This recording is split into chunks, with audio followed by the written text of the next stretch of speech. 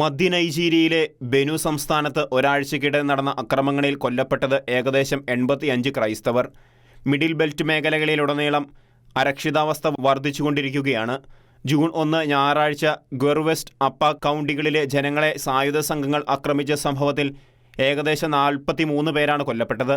Fulani തീവ്രവാദികളാണ് മേഖലയിൽ അക്രമങ്ങൾ അഴിച്ചുവിട്ടതെന്ന് റിപ്പോർട്ടുകൾ വ്യക്തമാക്കുന്നു. ദിവസങ്ങൾക്ക് മുൻപ് ഗൊർവെസ്റ്റിലെ നിരവധി ഗ്രാമങ്ങളിൽ നടന്ന സമാനമായ അക്രമങ്ങളിൽ 42 പേർ കൊല്ലപ്പെടുകയും നൂറുകണക്കിന് താമസക്കാർ കുടിയിറക്കപ്പെടുകയും ചെയ്തിരുന്നു.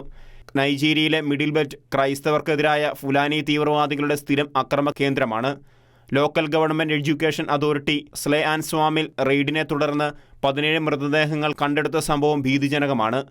അപ്പ കൗണ്ടിയിൽ എഡ്യൂക്യു, അക്പാലി കമ്മ്യൂണിറ്റികളിൽ 17 പേരാണ് ഒരാഴ്ചയ്ക്കുള്ളിൽ കൊല്ലപ്പെട്ടതായി സ്ഥിരീകരിച്ചത്.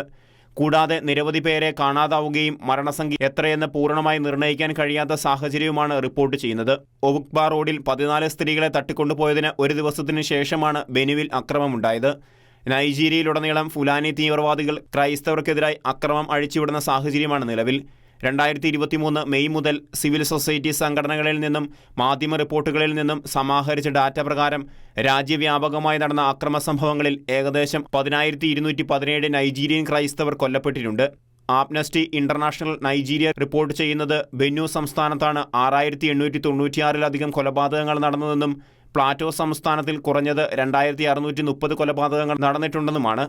എന്നാൽ അക്രമങ്ങളും കൊലപാതകങ്ങളും ദിനംപ്രതി വർദ്ധിക്കുന്ന സാഹചര്യത്തിലും അധികാരികൾ സത്വര നടപടികൾ സ്വീകരിക്കാത്തതും ആശങ്ക ഉളവാക്കുന്നു. സമീപകാല അക്രമങ്ങളുമായി ബന്ധപ്പെട്ട് ആരെയും അറസ്റ്റ് ചെയ്തിട്ടില്ല. കുറ്റവാളികളുടെ ഐഡന്റിറ്റിയും ബന്ധങ്ങളും സംബന്ധിച്ച അന്വേഷണം തുടരുകയാണ്. ഭരണകൂടങ്ങളുടെ ഈ മന്ദഗതി നൈജീരിയയിലെ ക്രൈസ്തവരുടെ ജീവിതം ആശങ്കയിലാഴ്ത്തുന്നു. International desk, Shekinah news.